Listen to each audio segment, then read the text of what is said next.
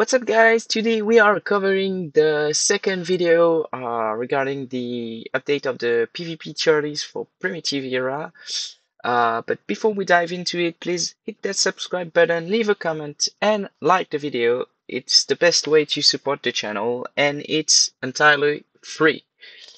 For those who haven't noticed, I've also become a bit more proactive regarding people who support me financially, be it through YouTube subscription or Patreon, and I've started releasing more and more videos and documents on Patrons and YouTube. So if you're interested, check it out. All links are available in the description, and I hope that you guys are pleased with this kind of content.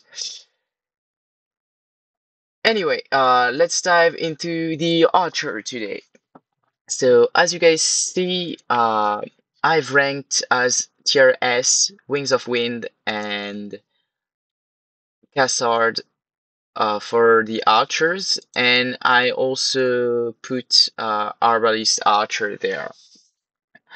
One thing that you have to understand, and you can kind of see it there, is that if you don't have Wings of Wind, Cassard is mid tier. It's not really a good damage dealer. If you have it though, it is ridiculous. Like, it's nuts.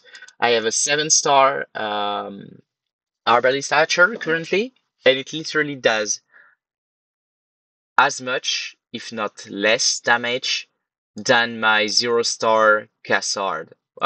Obviously paired with Wings of Wind.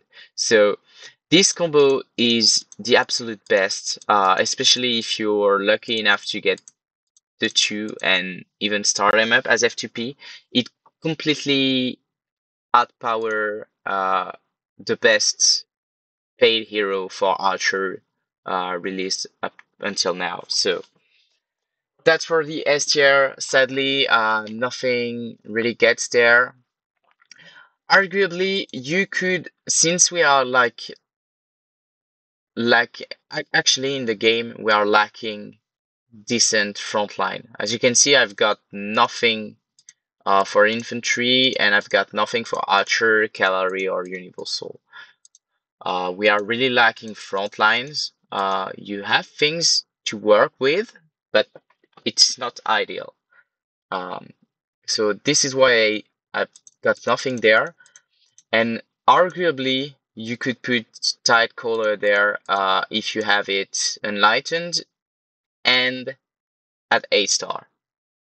Anything below that, and she's usable, she's playable, she's kind of great in many situations, but she's average, like she's tier A. Now, let's go back to the trash can. So right here, we've got, let me just move this shit so I don't click on it every time.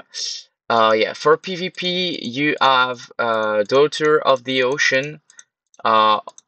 She is not really good. Honestly, I've been hesitating about moving her up a tier, like maybe put her tier B, because I've put 𝐒𝐿 in tier A, but yeah, I don't know. I'm really not convinced about her. We know that we are going to have some enlightenments for 𝐒𝐿 in the future. We don't know when, but at some point we will, and this will make her much better than she currently is, and she's already a fairly good option for free-to-play players. So I just wouldn't put any star on a hero like this. It's not future-proof, and this is why I decided to leave her in tier C and not put her up there. It's like, at the moment, she might be tier B, but I kind of want to make this a bit more future-proof, so people don't see it as tier B and are like thinking about starring her up or stuff like this. So that's for it. Then we've got Chile. not going to go over it. She's the exact copy of War Drummer or um, Contemplative for other troop types. Uh, this is garbage. I really don't recommend using her. She's not even situational, in my opinion. She's just bad. Um, Now, uh, as you guys remember, for the infantry, we covered why Feast of Vengeance could be playable fronts. It's kind of the same for Deadly Dancer. Deadly Dancer is very unreliable, but she's she's great. She's actually very good. The only reason you would want to run her front is if you want her suppression ability, but kinda want to reduce the luck you need to make her work as a damage dealer. Uh, to make good use of her as a damage dealer, heavily relies on luck. If she has high procs, she's gonna be a monster. If she doesn't, well, she's gonna be average, if not bad, actually. So by running our front, you are kinda hoping that you will land the suppression, and our suppression is strong enough to offset a battle for real. So if you have better damage dealer or damage dealer that are more consistent and you like more, and you are mostly looking at her for the suppression thing, you might want to use her in front, but it's tier B in my opinion. Then we've got Flame Priestess. To be honest, I've hesitated a while for her. The thing is, she could even be tier S, just like I said with Tidecaller, but that only includes islands fights and trio clash. Like on the field, she isn't that great. But the great thing about her is that you don't need any stars to make her work, and she works pretty well in Archer, like full Archer composition on island. It gives you some sort of beefy frontline that you wouldn't have unless you are spending on a hero like Tidecaller. Yes. So that's about it. And for Tidecaller, remember, you either want her at 0 star, 2 star, or 8 star. Anything in between, if it's temporary until you upgrade to A-star, why not? If it's not the case, this is totally not worth buying any more copies. This does nothing. This does absolutely nothing. The game breaker for Tidecaller are 2 stars or 8 stars. Anything in between is a waste. And if she's enlightened and at A-star, she can, in the situation that are good for her, become S tier. Now, we have our little Wings of Wind. I know a lot of people have been using her fronts, and it's working. It's working. It's not the best. Ideally, we would want to use her in the middle to apply debuffs and help our damage dealer become better and hit way more heavier. But since we lack frontline so much, and most people don't want to invest on a Tidecaller, especially since she's kind of situational and don't work well with all heroes, she has become one of the best frontliner. I can't rank her as S tier though, because this is not really how she should be used. But she does work well.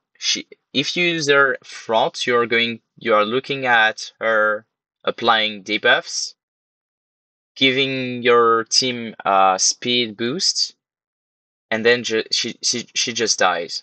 Uh, that's how she works front. You're not like using her at her max potential, but it worked decently, to be honest.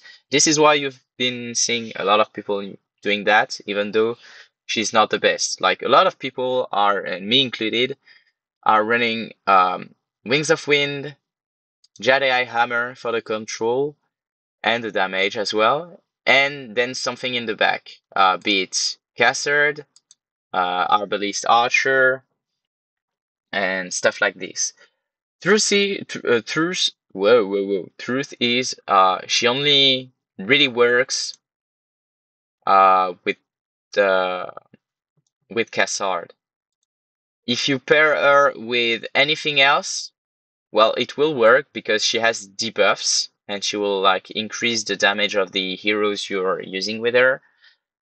But and she will give you the speed. But getting more normal attacks is only truly efficient with Cassard. With any other heroes, it's something, but it's not the best.